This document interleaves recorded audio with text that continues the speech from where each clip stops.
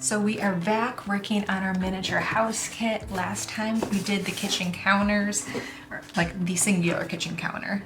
So this is what we did last time, just this. Today I'm hoping to do the kitchen cabinets and like all the trinkets in the kitchen and potentially doing the dining room table. Not like any of the chairs because we have to upholster the chairs, but at least we can get the dining room table done. So all of this stuff we now need to cut out. And probably the best news of all is we finally got the rulers in. So this is gonna make it so much easier to cut things out. Okay, these two are gonna be the absolute hardest to cut out. I don't really know how I'm gonna cut them out and have them look nice, but we are going to try our hardest.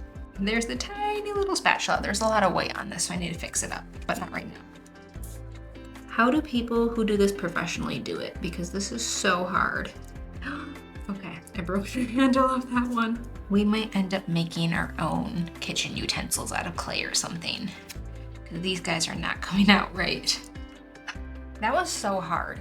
That was so hard. Okay. Everything is now cut out. I tore another one of the spatulas trying to clean it up. So now we are down to one spatula. That's fine. But we have to stick some of these like handles together. And I'm also gonna grab a black Sharpie and clean up the white edges so it's not as obvious. So we're gonna end up sticking these two handles together so it looks like a little bit thicker and like more like an actual handle that you would see on a pan. And then this one is supposedly gonna be the stovetop that we're making the eggs on, so we definitely want to have black surrounding this too. Then I gotta start folding things up. If anyone has any tips on how to fold these like straight angled without any creasing or weirdness, I would take any possible tip. Really? Okay, so when I folded this up to test it, none of these connect. So it's gonna be very like, not a supported structure, which is very frustrating. I might actually put a piece between these so we can have some sort of support in there. I was struggling to get that glue out all day yesterday, and now it just came out so fast. So that's what the front of the cabinet's gonna look like. Now I'm going to attempt to do the milk bottles. These ones I think are gonna be really hard to do. I feel like I'm missing something obvious with this. I feel like there's a tip out there about folding these tiny little folds that I just haven't learned yet. Bottom and the side are done. Now I just gotta figure out how to do this top part.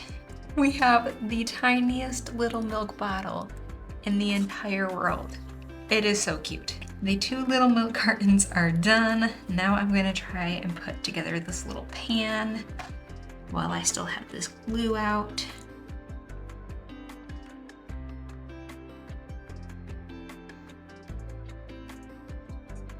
Next, we need to make the circular out of these two guys. So this is gonna be the outside of the pan. This is going to be the inside of the pan. So we gotta circle those up and then we can put the little egg on the inside.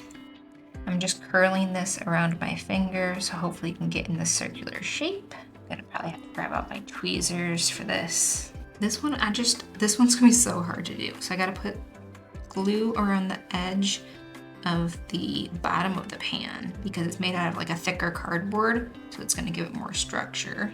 I just got that glue all over my finger. I don't even know how much is around this edge anymore. Okay, and then I have to wrap this around the outside. Just gonna hold it in place for a second. Hopefully it stays together. I should probably put a little glue over here where the two edges overlap. Okay. I don't even know if you guys can see that, but the outer ring is on and done. Now I just need to do the black inner ring. Back with our handy dandy toothpick. Circle this on the outside. This in there. There we go. We made our little egg pan. Look how cute it is. I'm just holding together the little pan handle to the pan, but it is coming along. Excuse me, please just stay. Please, please. Fingers crossed that's gonna stay. Now we need to do the little utensils I broke and these little cute little cutting board. I also don't know what I'm gonna do with these little spatula tools. So this is what it is supposed to look like. In the background there, you can see the very tiny little like utensils hanging above the stove. I don't know if I like that though. I don't know. These are just so tiny and I don't know if I like that or not. I think I might just hang up the bar and then decide what we want to do later. If we want to hang those up, if we want to make our own utensils, I'm not sure. So I'm going to hold off on these utensils. Also, I broke 2 out of the 3. So overall, they're not very good anyways. Now we're just putting down the little watermelon slices. Just doing a little dab of glue. Which way do I want them to face? Probably this way. There we go. Now we have our little watermelon slices on our little cutting board. So freaking precious. Last but not least is this little can of peas we need to do. We have to wrap this on the inside of this little bead. Okay, so this is in there now. And now we are just making the little lid and a little glue around the top of the bead so we can add this little lid. There we go. Gonna let that dry a second. And now that all of these are done, let's get them actually on our set. We have the little handle for the towel or utensils. We have the little stove top. We have the little pan. We have the little cutting board with watermelon, the 2 bottles or cartons of milk, the little jar, Mr. Slugly. So all of this needs to go on our actual set now. Everything is in place now. Oh my God, it is looking so cute. So cute. Okay, we just have the little handle to still put on and the cabinet. I'm gonna have to have this facing me to put those guys on, but I will show you guys in a second. Rotate this back for a second to let it dry with gravity. Okay, so while that is drying, the last thing on our list today is the dining room table. So, Mr. Slugly, we have the 3 legs and the little brace there at the bottom, and then the tabletop. Now we just gotta glue it all together. I'm going to do the clear gel for this. The clear gel just seems to be working a little bit better than the tacky right now. Sticking on these little table legs has taken so long. There is no good way to stick these on other than just like holding them forever.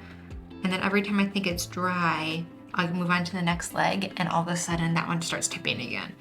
It's like it knew. As soon as I said that this gel glue is better, like immediately it did not work. So I think it's about 90% dry. So at this point, I don't know if this is a bad idea or a good idea, but I am going to flip this over and put it on the tabletop to start trying to have it all dry together. This might be a poor choice on my part, but we're doing it. Of course, this gel is now leaving strings everywhere.